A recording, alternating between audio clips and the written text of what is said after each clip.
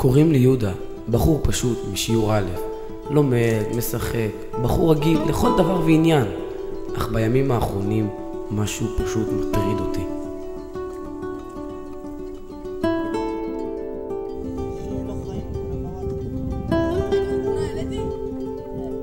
הנה, אלו החברים שלי, וכפי שאתם בטח שמים לב, המצב לא נראה ממש מזהיר. עסוקים בפלאפונים, וואטסאפ, סרטונים מטופשים, וסתם רכילות רדודה. המצב נראה ממש על הפנים. פשוט גלות.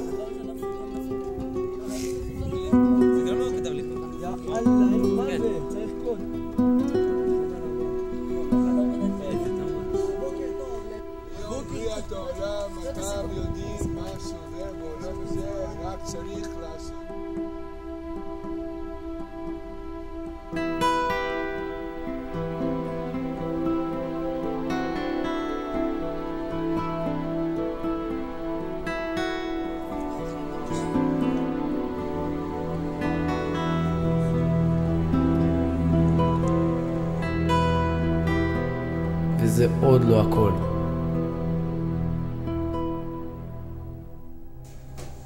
היה זה באמצע שיעור של הרב יפתח התותח. עכשיו למה הדבר הוא? איזה ספרו על איזה כיסה. אז תגיד, זה כמו שבלעלה, פשוט יבואו ויגידו לו מה שאתה יכול להגיד קבועד. רגע, קורה כאן משהו.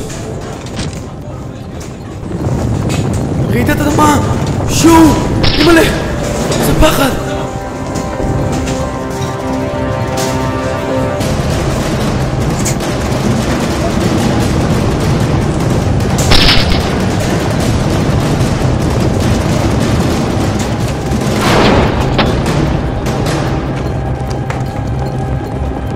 איזה פחד, שוב, איזה גלות, מה היה הסוף?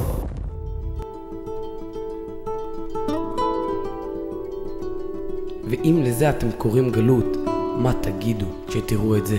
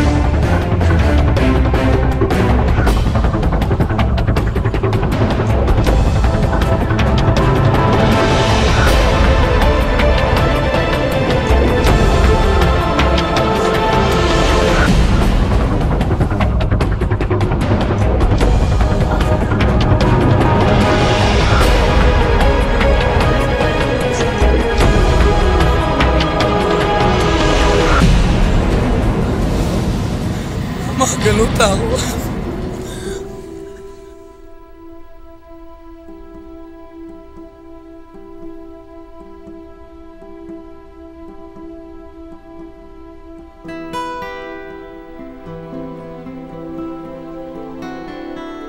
אז אלוקים, איך אפשר ככה להמשיך? איך אפשר עם הגלות הנוראה הזאת? גלות רוחנית, גלות גשמית, מה עושים?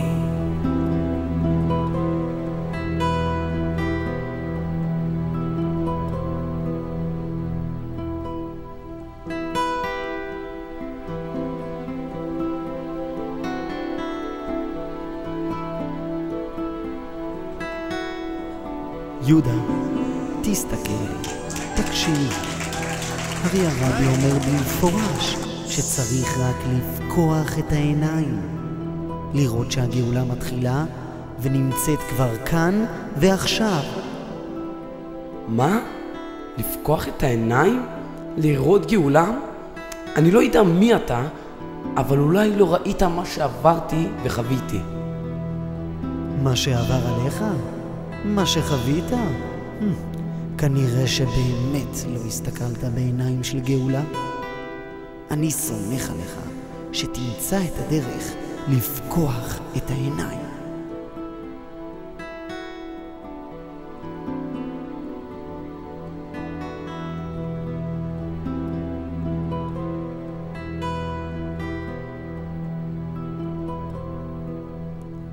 מעולה. עכשיו יהודה, צא ונסה.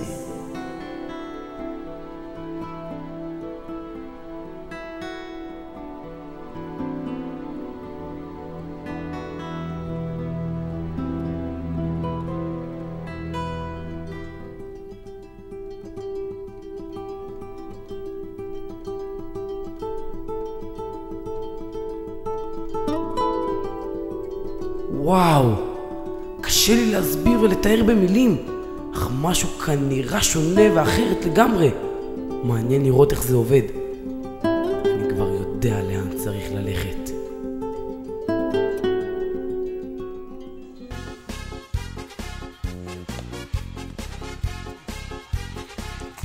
אני לא מאמין, תראו את זה. כיצד הם מנצלים את פלאי הטכנולוגיה לצפייה בווידאו של הרבי, לשמירה על קשר עם המקורבים.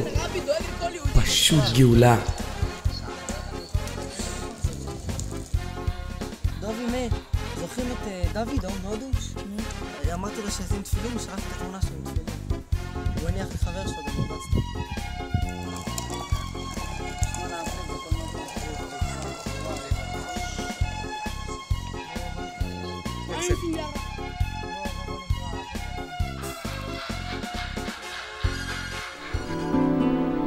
מעניין אם אני יכול לראות דברים שקרו לי בעבר בהסתכלות אחרת, בעיניים של גאולה.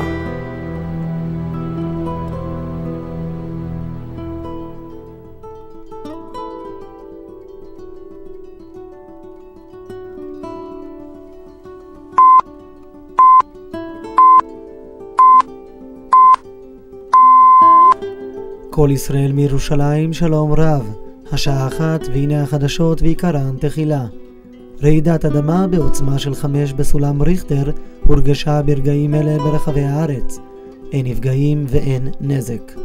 מוקד הרעש בעוצמה של 9 בסולם ריכטר הינו באיראן. כתבנו לענייני ניסים קינן מוסר כי הרעידה הסבה נזק עצום. אלפי הרוגים, עשרות אלפי בתים שניזוקו, ומעל הכל מתחילה להתבהר התמונה כי לכורים הגרעיניים החבויים בעומק האדמה נגרם נזק כבד במהלך הרעידה העוצמתית. אנו נביא את הפרטים המדויקים מיד כשנדע יותר. פשוט גאולה. הדולר צולל לבוקר באחוז מחצה כשהיורו